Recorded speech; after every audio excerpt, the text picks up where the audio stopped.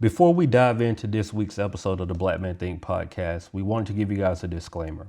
Look, we talked about some very dark topics on this week's episode, and while they were based around a hypothetical situation, we wanted to at least put it out there that, hey, this conversation, while important, does have some elements that may rub people the wrong way. So guard your heart before listening. We think it is valuable, and we think that you will enjoy it, but we did wanted to at least give you guys somewhat of a disclaimer. We also had some technical difficulties with our video this week, so this week's episode is audio only. We know that the conversation was golden, it was important, and we didn't want to let that conversation die just because we couldn't capture the video. So sorry, no video this week, but you guys will be able to enjoy the audio quality version of this episode. So without further ado, let's get into it. Welcome to the Black Men Think podcast. If this is your first time here, know that the views and opinions expressed by the Black Men Think podcast are those of the Black Men Think podcast and not the individual members. With that being said, we're about to be unapologetically, undeniably black. Enjoy. All right, man, welcome to the Black Man Think podcast, where we elevate our black man because the black man be out here thinking. I am your host, last name Good, but my friends call me JD, and to my left, it's your boy Motown. How we doing today, thinkers? Good to see you again. Yeah. And he's not here, but you can hear him. Go ahead. It's your boy T-Mac. Technology. Check 1, 2. Technology is beautiful. So yeah, we here, man, and shout out to Corey. Corey has some things that he had to handle, and he'll be back next week to talk to him. But before we go any further, man, homeboy check-in. Well, hold on, sip of the week. Sip of the week. Sorry, Tori. You could next time. Tori might got something over there. I don't know. Yeah, you might got something over there. You know, not this time, but Okay. when I get through, I will. Gotcha. I don't even know what to call this, man. This is some tequila, and my homie Div, he gave me some simple syrup that he got from a vendor who picked it up from France on a recent trip, and it's pretty straight, man. So it's kind of like a little margarita type vibe. We're gonna call it Straight out the Den Rita. Hey, boy, okay. I like that. Yeah, there we go. Cheers. Yeah. Straight out the Den Rita. There we go. We'll do that. But yeah, man, homeboy check-in, bro. How you doing? We'll start with Marlon, then we'll go with Tori since we can't see you, bro. So Man, I'm good, man. Had a amazing Thanksgiving week, I would say. Oh yeah, this is the first time back since Thanksgiving. Yeah. Nice little down break, man. Just kicking it with the kids, and we had all the games going and movies, and just kind of spent some real needed family time. Yeah. Right. And then obviously had we went over to the sister-in-law's house for Thanksgiving and ate real good, watched some football, hung out with the fam, played some games. Next day, me and the family decorated the house for Christmas. So it was real chill vibe, man. Real good time. What about you, Tori? Oh, man, I can't complain, man. I had a really good Thanksgiving myself. We went to Jacksonville for the first half of it. Okay. My nephew had a basketball tournament, his freshman year. So we went out there to catch his games. And then we went to Savannah, spent Thanksgiving there, and then we came back home and, of course, swing to my parents and my siblings' houses on the way back. So, it was pretty good. Just, a lot of moving and shaking. That's about it, though. Right. Nice. Yeah, man. I mean, pretty much the same, bro. We had went down to Macon. I got a surprise too because I thought that wifey was gonna be working on Thanksgiving. Mm-hmm. And she ended up working the night before. So like she had the actual Thanksgiving day, she worked Thanksgiving, but she had the day off. She got off that morning. And so we went to Macon.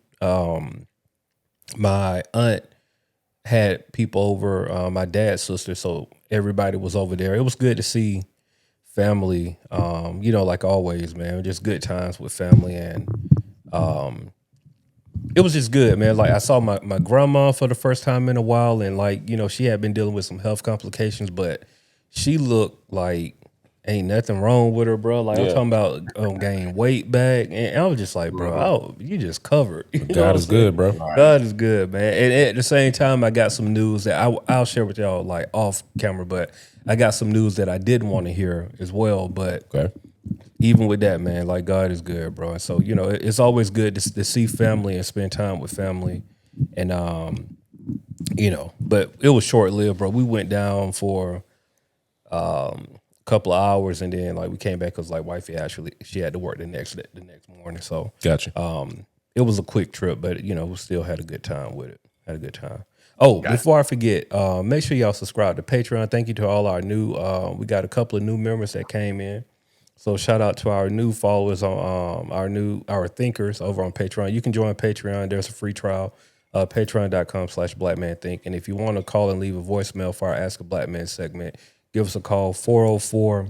Oh, I ain't said this number in a while. I think I gotta look. 404-939-6477. There we go. Yeah, and leave that. So man, we gonna get a little deep tonight, bro. Okay. What you got Let's for do us? it. What you got for us? All right, so kind of like, you know, just to set the time, I'm gonna look at my notes because this here is something I had to write down. So like, we want to go into the world of hypotheticals a little bit, All right.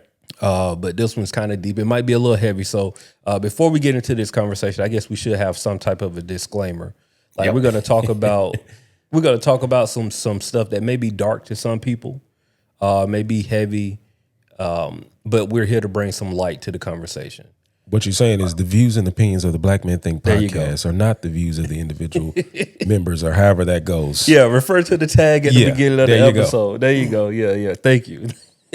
Right. And just to let people know, this is just a conversation about hypothetical. These are not real situations or scenarios that Correct. we actively know about. This is just what if scenarios. So nothing is to be taken as set in stone. So I got the perfect way to bring this in. Okay. I watched this series on Peacock called "It's All Her Fault." Never heard of that. Mm-hmm. Yeah, Just watch good it in your own series. time. Okay. You seen it, Tori? I've seen it. Good All right, series. cool. So this kind of helped with the framework of this conversation. What we having, right? Very good series. Interesting. Make a long story short, the episode, it's 8 episodes. It starts off with a lady who is very career driven. Her and her husband, very career driven people in the financial district, you know, field. And she knocks on the door, and she's there to pick up her child, her son. And the lady who opens up the door has no idea what she's talking about. I think I might have seen this trailer. Yeah, you probably Yeah, have. you think probably so. have. Yeah. You probably have. So it's just like, you know, two busy individuals had a nanny who's supposed to be taking a kid out on like a play date. The kid doesn't show up. The kid is kidnapped. And a lot of twists and turns happen to the reason why this happened. It's crazy. Okay. It's crazy, but I'm gonna check that one out. yeah, it's good though. It's a good watch. 8 episodes, you know, on Peacock, but it's a good watch. So that brings up to this, right? And we're gonna get into the question. I think Mo, did you pose this question? I brought out this idea. It obviously stemmed from an interesting conversation that I had. Okay. So, you know, it was just something I was like, nah, that's a pod episode. Yeah, right here. yeah. All right, so here go the question. All right, this I like this. Have you ever had someone? No, that's not what. That wasn't your question. Your question was something else. What would you do if someone you love dearly committed an unthinkable crime? All right, thinkers. I hope you thinking. I'm gonna read it again. Do it like how the pastors do. Yeah. What would you do if someone you love dearly committed an unthinkable crime?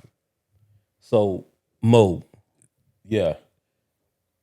Because I'm like, you got to define unthinkable. Okay, Like, yeah. like, There I you was go. just There I you was go. like, There you know, go. there's a big spectrum that I can picture with like unthinkable. Okay. And then the word crime kind of sticks out because I can think like something unthinkable or something that's a crime, like an actual crime. Right. So like what? Like break it down for me. All right, so we got unthinkable crime, violence, like, you know, Okay.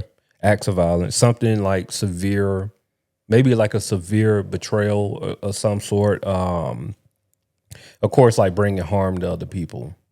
Yeah, because when you think about unthinkable violence, like I think about school shootings, I think about like, you know, kind of some of those crazy situations. Yeah, like yeah, you yeah, said. yeah. So we talking We like going that far? We going far. Okay, Like all we're right. not talking about like rob a bank. Yeah, okay. Yeah, I got you. no. We talking about something that in most people mind is unjustifiable. Got it. Right. Right. Right. So that's the mindset that we're in right now. Tori, I'll Yes, ask sir. you, right, before you answer that question, just kind of think like, what would be, if you found that information out, what would be like your initial, I guess, reaction? Like what's, you know what I'm saying? What's the first Yeah. thing come to mind if somebody came to you with that information? Somebody close to you. So, I'm like, who is it? yeah. So to me, it's a oh man, it's a spectrum because of one. I think I have probably a unique background as well, that it depends on in what capacity somebody's coming to me, right? Because Okay. even though they might, they close, they could be coming to me as seeking legal advice, right? So Okay. it's a whole spectrum of things that then dictates how I need to. So for the purpose of this, I would just speak as Tory, an individual, not Gotcha. providing Gotcha. any type of advice. Gotcha. And I think to Marlon's point is really about who it is, because I think the closer it gets to you, the more difficult the decision, the path is, right? Or not, yeah, and that's from it's gonna be more pressure. Like you want to do the right thing, you want to tell X, Y, Z. And then also I think it does depend on, because even when we talk about those unthinkables, it depends on what that unthinkable is within that category. For instance, like to me, a school shooting or a mass type of shooting, things of that nature. Uh, I hope and I feel that I would have the courage to say, "Hey, this is wrong. You need to, you got to be held account for that, Right. right?" But then when you get to something like, an unthinkable thing could potentially be like you drive drunk and you kill somebody. You see what That's a I'm good saying? one. To Yeah. me, that's another one that's Yeah. still on that unthinkable spectrum. But And you left the scene. And yeah. and Yeah. and you left the scene. Yeah. I'm still gonna be tough, but that's also gonna be a lot of different emotions that walk through that, man. It's really gonna be a hard one. But I think for the first scenario, I think to me that is probably the one that I said I would be most comfortable and be able to like, hey, you know what? I love you, whoever it is, depending on how close they are, I love Right. you, Right. but this is what we have to do. This is for your safety, your life, so that you can get redemption from this Yeah. act, right? Yeah. And so I'll be probably going into it from that spectrum. So that's kind of how I'm thinking at this moment. But I honestly think it's one of those things that you never know what you're going to do until you get in it, right? Because Yeah. I have Yeah. all of these things like, oh, I would do this, I would never do this. But until you get into that actual meat grinder, you don't know, man. I was gonna ask you, like, do you feel in danger in that moment? Like, do you feel like that person is in an unstable state of mind and that you're at risk? Let's say if they show up at your house, right? Family's there. Is your family at risk? Like, how does that weigh in on how you handle that situation? That's a good I question. think that definitely weighs in. So if it's to the point where I feel a threat for me and for my family, of course, to me that decision then becomes even easier choice, right? But it still might be some difficulty, but it still becomes easier because now, I'm not gonna put anything, I'm not gonna put my family at risk for anything, right? Yeah. But then it depends on who that person is as well, right? Because that also will probably dictate how you feel from a threat perspective. And I think to your point, that mental state is huge, right? Because somebody that's unstable is actually, my thought process is, it's still on the act of what they did is wrong, but it's also Right. on like, hey, you need help. You did do something very wrong, but we need to get you help as well. And you need to be held accountable for that. Right. So I think it really there's so many varying degrees of it.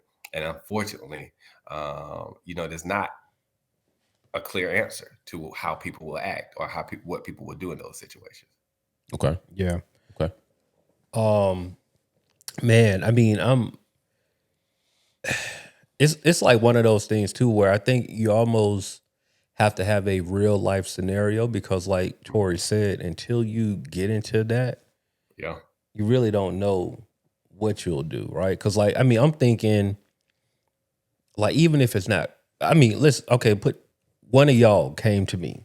I was about to and say, said, like, who do you picture when you hear that, even that question? Like, who is the? I mean, it would have to either be, wife, mom, brother, sister, 7. Like, because I think that's like the only people that I would have like oh man, hold up.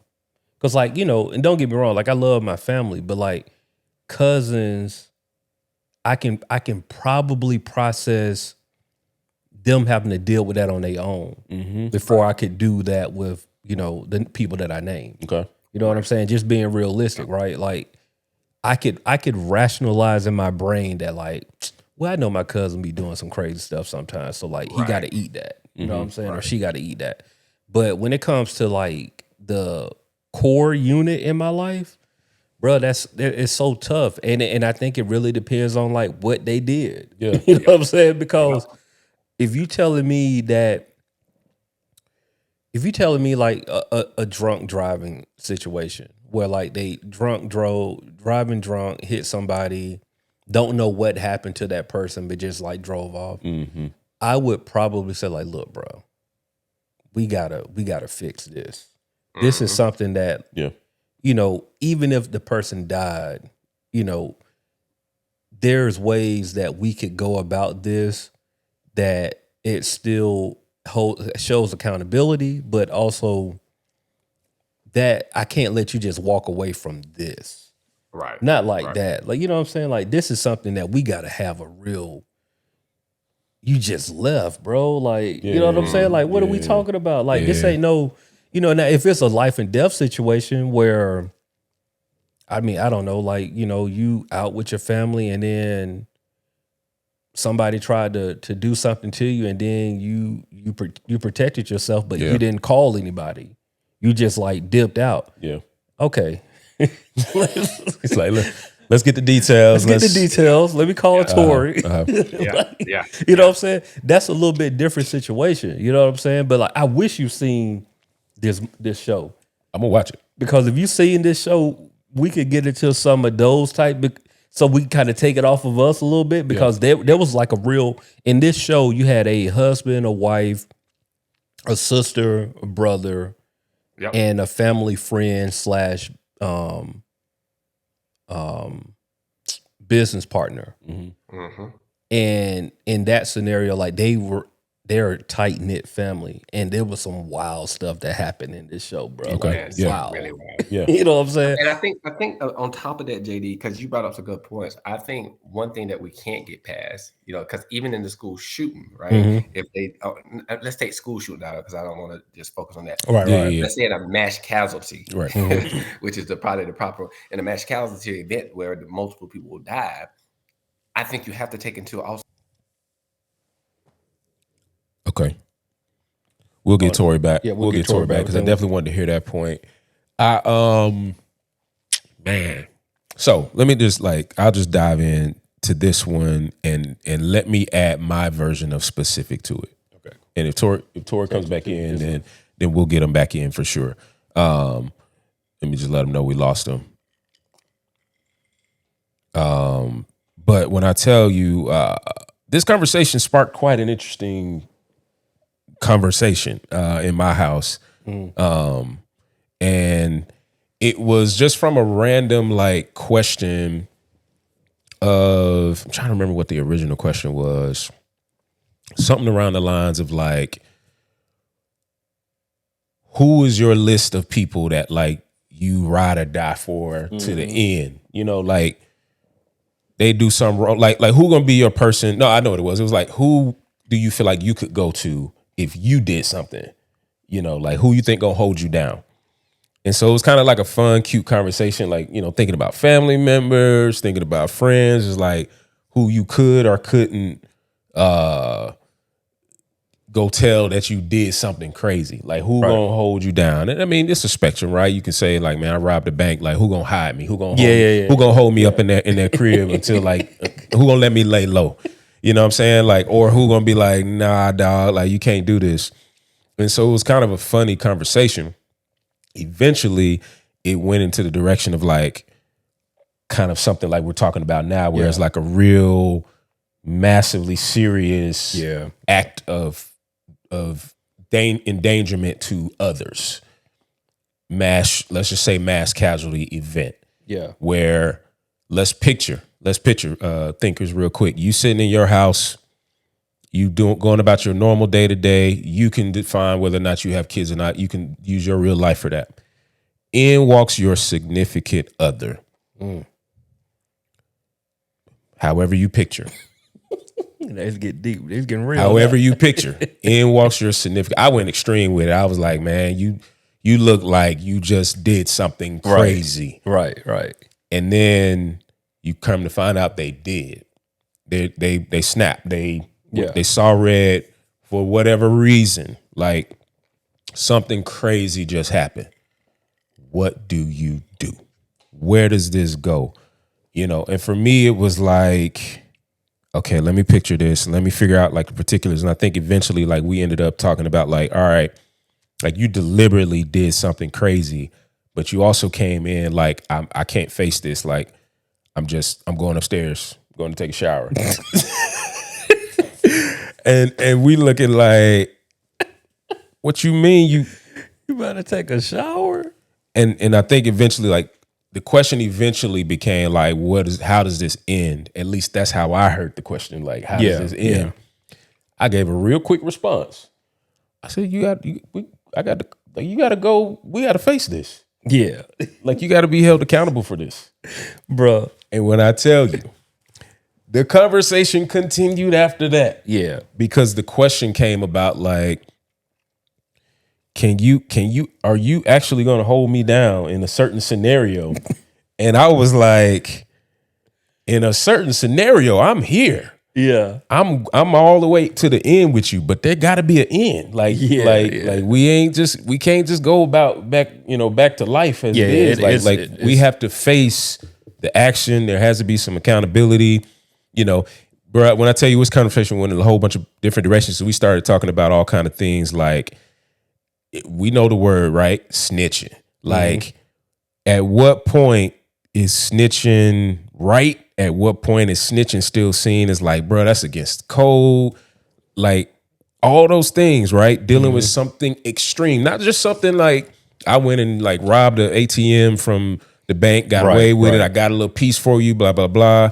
Now we talking about like you did something that's going to be on all the news channels for the next week. Right. Tori, you back? Yes, sir. All right, cool. We got you back. I just threw a wrench in that thing. He threw a wrench in it. I want to answer that, and then we'll bring you up to speed, Tori. First off, I already know that I can't do nothing because my wife ain't gonna do it. Like she on some. She just ain't. She didn't come from that type of world. Yeah. It's just on some like, no, bro, like Let me paint the picture for Tori real quick, just so you follow. Tori, so I switched it. I said the context really was your spouse. You at home, chilling, doing what you normally do. Your spouse walks in the door looking crazy. You picture it however you picture it. The thinkers are picturing it however they think it. And lo and behold, that mass casualty situation you talked about, she actually just committed that. And then she's so shook or whatever, all the things were, you find out like it was deliberate. She's like, I gotta go upstairs, take a shower. Like what, and that's where we landed. Like, man, what do you do with that? What do you do with that? So JD was just jumping in there. Yeah, bro. I mean, for me, I just know that it's gonna be very difficult for me to see you in that state. And the first thing I'm gonna keep it all the way funky with you. The first thing that's gonna come to my mind is like, oh, I didn't know you were capable of that. Yeah. What caused you to do that? Like, I'm gonna have questions. You gotta have a conversation. Yeah, I gotta have real conversations because now I'm like, hold on. Yeah. Are you in that mode to where that could happen to me and the kids? Like, what's going on? Facts. So like, I gotta keep it real in that point because just being honest, bro. I mean, at this point, if I'm making it true to life, I'm 13 years in with this person. And at 13 years in, you're showing me something that I've never seen before. So now I'm trying to think, like, where did this come from? I would be taken aback very severely. Like, what? Yeah. What's going on? Now, if it's a different type of situation where you know, maybe there was some unresolved trauma and like something reminded you of that, or maybe like, let's just like, maybe you seen an ex-boyfriend that y'all didn't have the greatest of relationship. Y'all can fill in the blanks how you want to. And you just went off. You snapped on that person. In my mind, I can probably say like, I get that. There was something there, even if you never triggered. Yeah, even if you never shared that with me, and I'm just finding this out in this moment, I can rationalize that in my brain and be like, okay, there's some trauma there, some things happened. You saw somebody who you thought you would never see again. It brought up that stuff, and you just snapped. In my mind, I can rationalize that because I'm like, there is a reason for that. But what do you do with that rationalization? Like then what? I mean, it's so depends because like, and I'm not going to use the word because I don't want us to get demonetized. So like, if it was like a grape situation, in my mind, I can probably be like, all right, what we got to do? I can honestly see myself being like, all right, I get it. Especially if that was like a conversation that we've had before. Like, I think it's different if your spouse have told you about a lot of these things that may have happened, and then that comes up and that was the reason why something happened. But if it was just on some, you would just like, somebody, you had like an anger issue type situation happen where like you just at the mall, somebody said something to you, you didn't like it, and then you just pulled out a pistol and shot him. Yeah. I'm like, hold on. Yeah. Like, hold on. What are we doing? Like, what are we doing? Yeah. You know what I'm saying? But I think ultimately, bro, like, it has to either, so we either gonna lawyer up and try to figure this out that way, or what, we trying to fly the country? Like, what are we doing? Like, we out of here. Like, I mean, there's only two options, bro. It is. It's an interesting conversation because it does require a lot of detail to like really definitively state how you're going to do something, what kind of steps you will take, how fast you take those steps. I'm going to tell you, like, I made a decision so fast in my conversation that it gave my wife a cause to pause. She was like, hold on. Time out. Like, I thought we were cool. Like, right, exactly. Like, I wouldn't move that fast with you. I would have to do it. I was like, no, let me be clear. Like, it doesn't mean that all these things won't take place, because without a doubt, I gotta know. We gotta have a conversation. Yeah. Like, it's not like you went upstairs and I'm calling the police. No, I'm walking. Like, we got to dive into what just took place. I am with you. I'm your husband. I didn't stop being your husband at the point where you committed this crime. And I'm not gonna stop being your husband at the point where we got to turn you in, where we got to do all these things. I'm going to try to help you get to that determination that you have to make that step yourself. Yeah.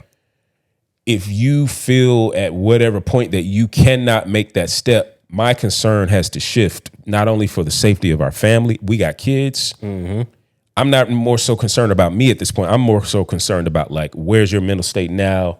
Right. Could you possibly continue down this vein? I don't know what caused this. I'm also thinking about, like, could you continue to do this to someone else?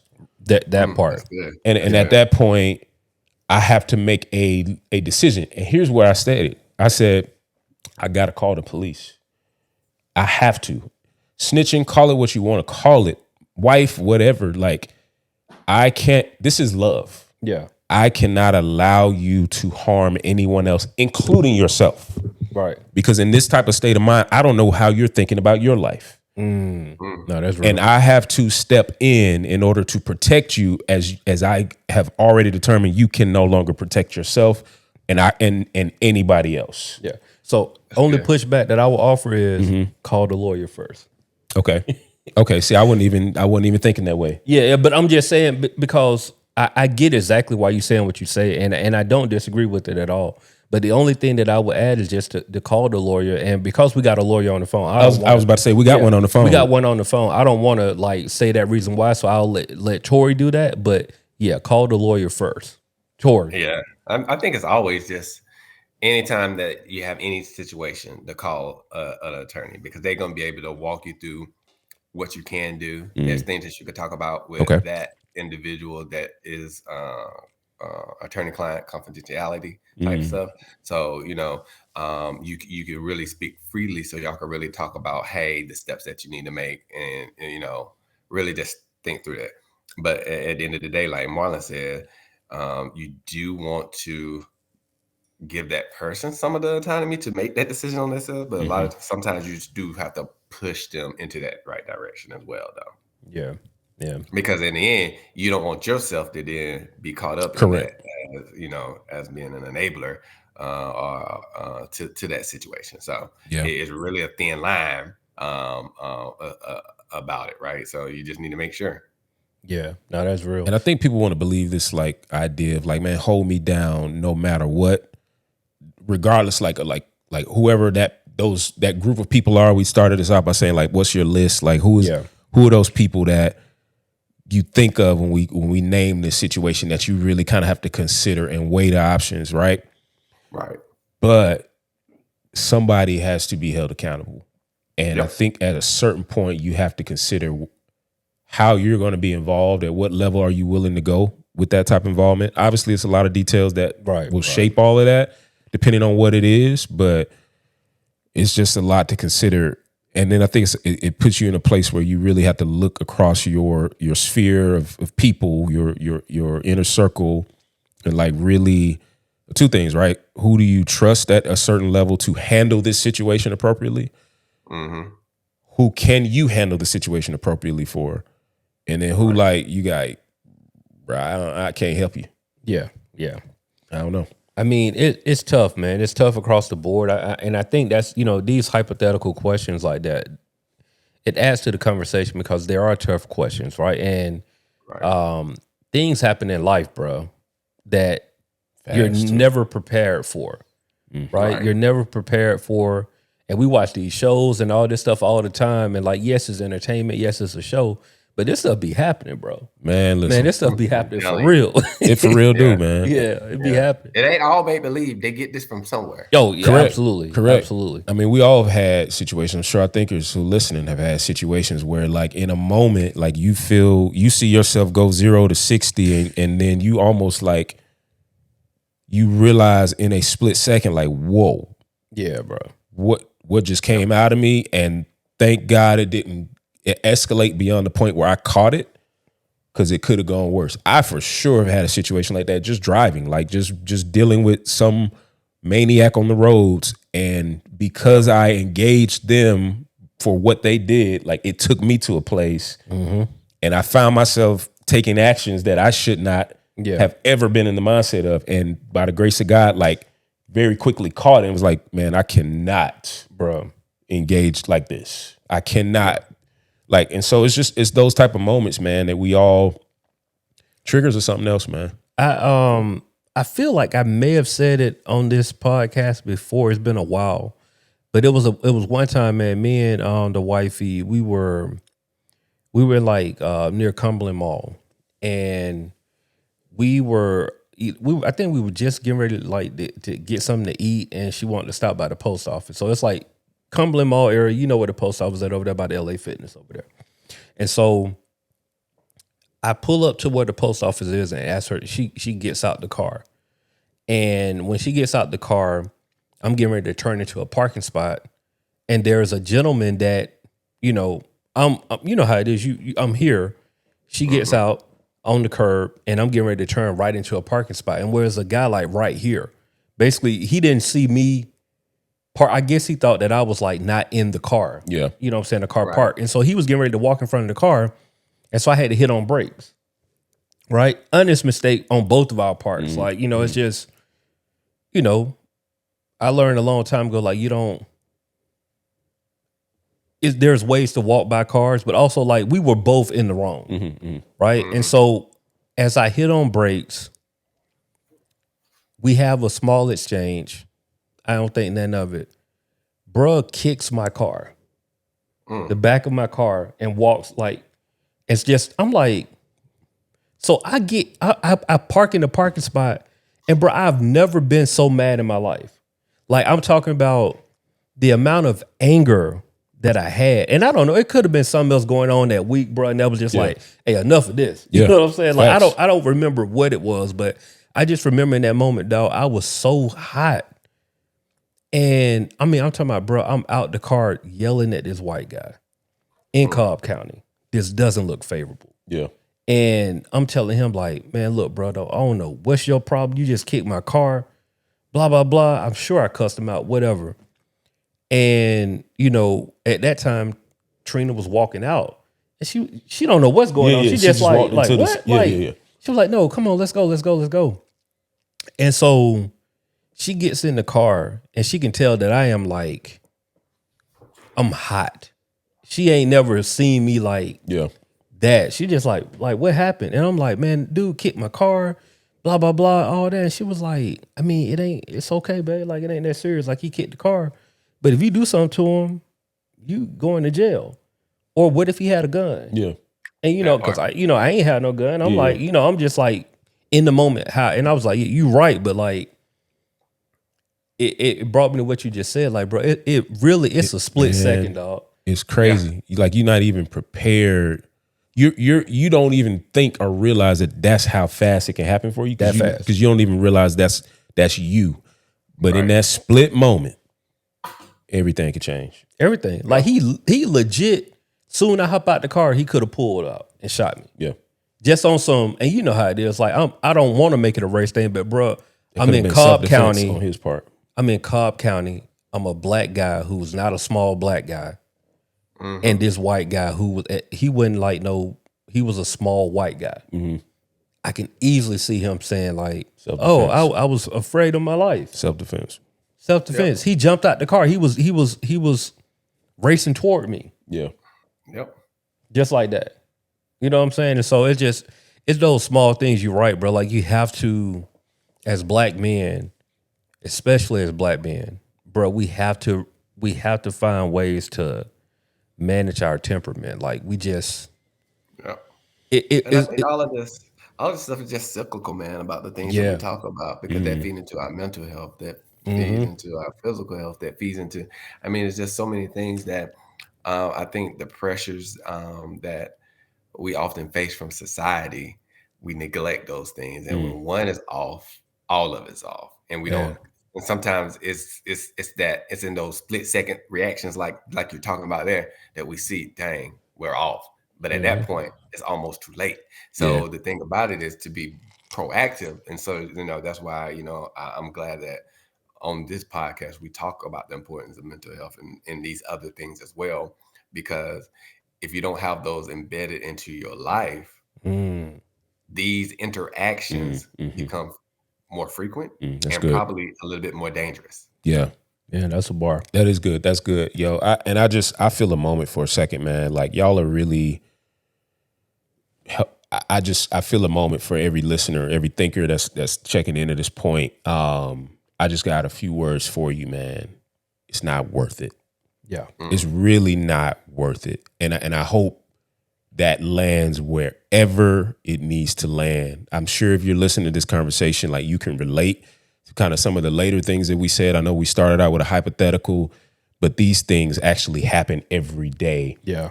Probably have happened to a lot of us. They've happened to us on this pod, where in one split moment, you don't even realize what your reaction is going to be. And it just happens. Regardless of how you feel justified, regardless of who triggered you, regardless of what it was, like, it's not worth it.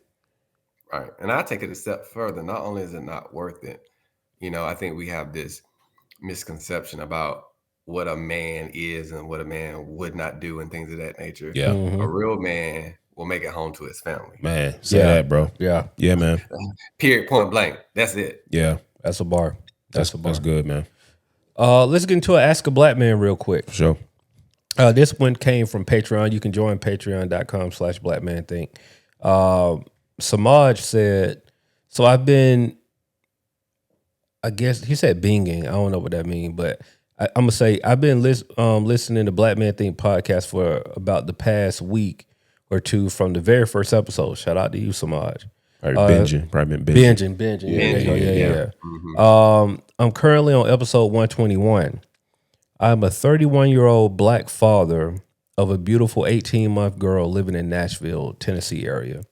Mm. And there's been a story of a neo-Nazi guy being reported on the news who have been celebrating school shootings. Mm. Dang, that's crazy. That we Crazy even that talked this about. is the this Yeah. is a Yeah. connecting topic. Yeah. He said that's one of my biggest fears. My daughter being in danger somewhere, and I can't do anything to help or to get her out of that situation.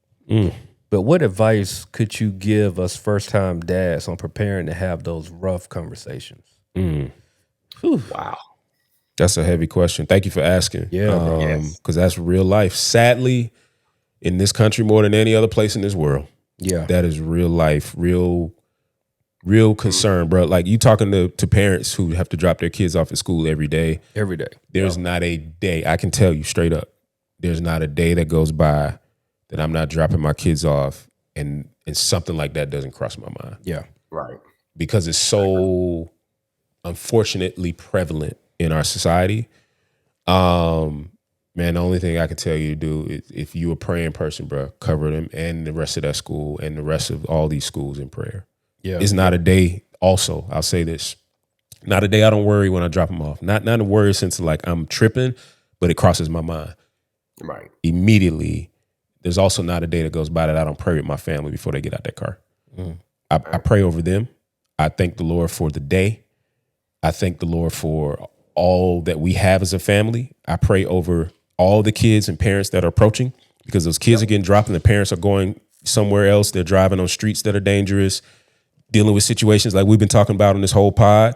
I pray over those teachers, their families. I pray over them hallways. I pray over the tone, the feeling in the building, the mentorship, kindness that will hopefully come out of the teachers towards the kids, and the kids that will hopefully have their minds in a good space to be as good of a child as they can be that day and the best version of themselves. And that's at every grade level. I got a middle school and I got elementary kids. If you're a parent out there, that's all I can tell you. Yeah. I think the only thing I would add into them is that I think that just speaks to the importance of you as the father showing how much you love that child, because you don't know and we have no control over what happens. And so, as Marlon says, when we drop our kids off, is we're expecting to pick them up as well. And sadly to say, definitely since the 90s, the mid to late 90s, this has just become a reoccurring thing in our country. And so we really just have to believe and trust in a higher being. I don't know what your beliefs is, but mine is God. And so this is where I literally have to step outside myself and put my trust into the person that I know who can and will do what needs to be done, right? And so, and then not only that, it's just having faith that your school system has protocols in place to minimize those type of things. And so it's that goes back to a conversation that we had a while ago, about being intentional and where we send our kids to school at. Because when I look at it, it's not just about the quality of education, it's about all those other things, like how far is a police station for Yeah, that's good. it's all of those things in it. So if there is by chance that situation, how what's that response time look like? Yeah. And so it's not a great answer, but the thing I can say that probably is going to be the most impactful, and that no matter what happens will allow you to cope with whatever happens, is you being a present father, you showing your child how much you love them, being involved at the school so that you get to know the teachers, get to know their classmates, get to know X, Y, and Z, because you can also offer them that protection. And then honestly, it's about having those real conversations with your child when it's appropriate and at the appropriate type of levels, right? You know, you can't talk to an 18-year-old the same way you talk to a 5-year-old, but you can still talk to them. And so you just about creative ways to talking to them on how they can protect themselves as well. And you have to trust in God and trust in them to keep themselves safe as well. That's good. No, that's good, man. I mean, I agree with everything Tori and Marlon said. The only thing that I would add, and this is something that I try to do with my girls as well, is, you know, whenever we're out, because this is not just an at school thing. This can happen when you're just like, you know, everywhere. We were at the mall this past weekend, and, you know, the girls got their food first, and I was like, dang, I played this wrong. I usually get my food first if we're not getting everything from the same place, and then I let them get their stuff. So I was kind of stuck in a situation where they were like, you know, complaining about being hungry and all of this stuff. And so, you know, I had them sit in a place where I can see them while I order my food, which I still felt uneasy about. But like, you know, it's a food court, you know, I can still see them. But when I got back to the table, I had a real conversation with them. And so the first thing was like, you know, my oldest know my phone number. So I said, you know, that's good. I know you, and both of them know our address, and they both know how, you know, they can find their way home if they needed to. You know what I'm saying?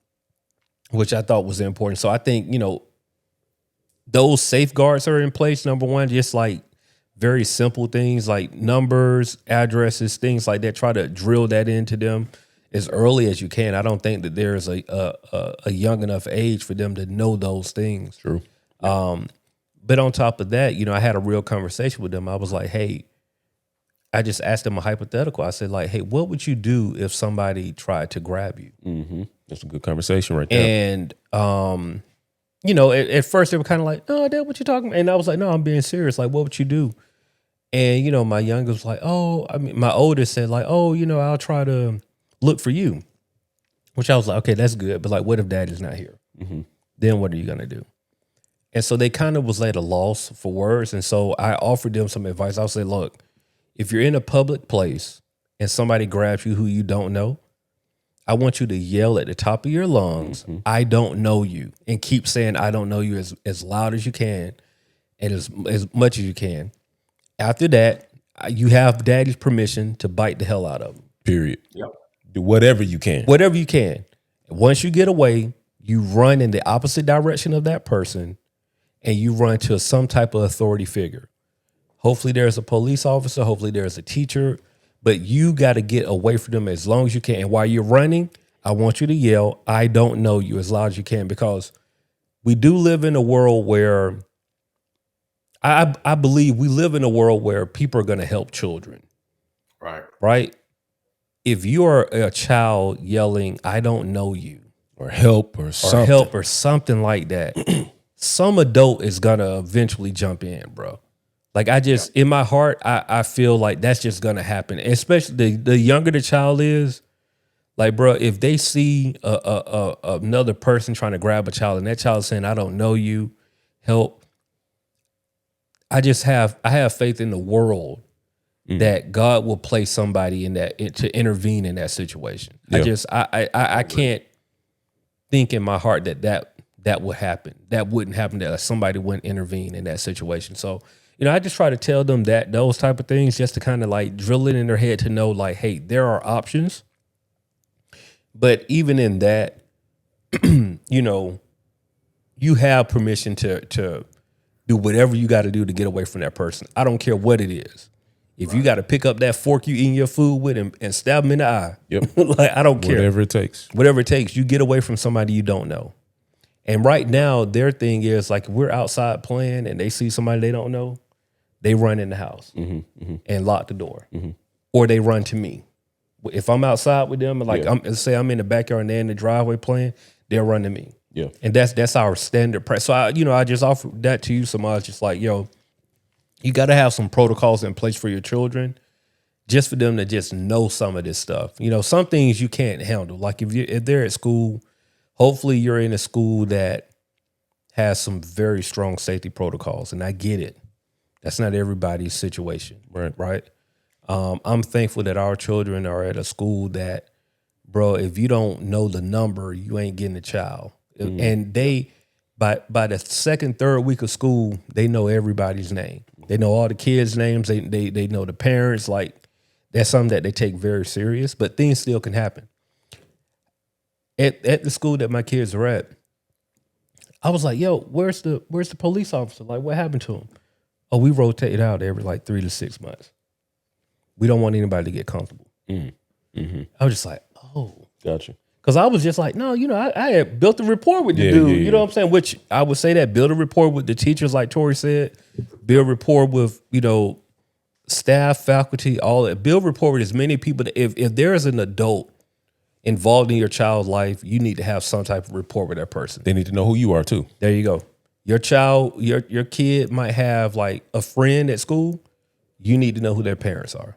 We're not playing the game of they got a best friend and we don't know nothing about the best friend. Like, no, Facts. I need to know what your mama look like, what your daddy look like, what your brother and your sister look like. I need to know. And if you're sending your kids somewhere for some type of fun experience, party, no matter what the age, man, you cannot just trust that they are going to be fine on their own. You need to find out who the parents, who the people are that are in charge there, just for safety, man, because you never know these days. You just never know. Yeah, man. My kids, they get upset with me because it was like, hey, Dad, besides Luke and Jude, nobody from our school has been to our house. And I be wanting to tell them, like, that's intentional. Facts. I was like, yeah, you can go to their house and Daddy's going to be there, Mom's going to be there. But no, we don't. Yeah. It is, and they don't get it yet. No. But I was like, no, it's for a reason. You know what I'm saying? Like, I know Luke and Jude's mom and dad very well. Right. And that's the reason why, Right. you know what I'm saying? Right. I mean, but and a time will come where that we'll have to end up loosening that up a little bit. But I was like, right now, at the age that y'all at, bro, we doing it. Ain't no sleepovers. Sorry. Like we just, I'm sorry. It ain't happening. Yeah, or if there is one, it's going to be here. Yeah. We're in a controlled environment. In a and you know controlled what? environment. Your parents, y'all come sit up. We'll have dinner. We'll watch a Right. movie. Yeah, y'all can be right here. It's cool. Period. Like, I'm cool with that. But you know what I'm saying? It's just, I don't know, bro. The world is crazy, bro. And while it's crazy, I'm going to be a participant in making sure I know what's going on. Facts. Yeah. Look, man. One quick Go thing. ahead, go ahead. I just want to say, if this was a triggering conversation for anybody out there, if you've been through anything like that, like our hearts go out to you and your families and anybody affected in those situations. True, like real, genuine prayer for you. And if you need to share, if you need a safe space to share, by all means, please connect with us directly. We would love to hear your story, love to honor that and honor your experiences. And this conversation was really meant to shine a light on the realities that you face. So we're with you. Absolutely. Absolutely. Black Man Think podcast, man, where we elevate our black man because black men be out here thinking. Make sure y'all subscribe, tell a friend to tell a friend, join Patreon. We about to go on Patreon and talk about fantasy football. Yes, sir. And if you want to leave a voicemail, 404-939-6477. We appreciate y'all. We thank y'all. We'll see y'all next week. The Black Men Think podcast.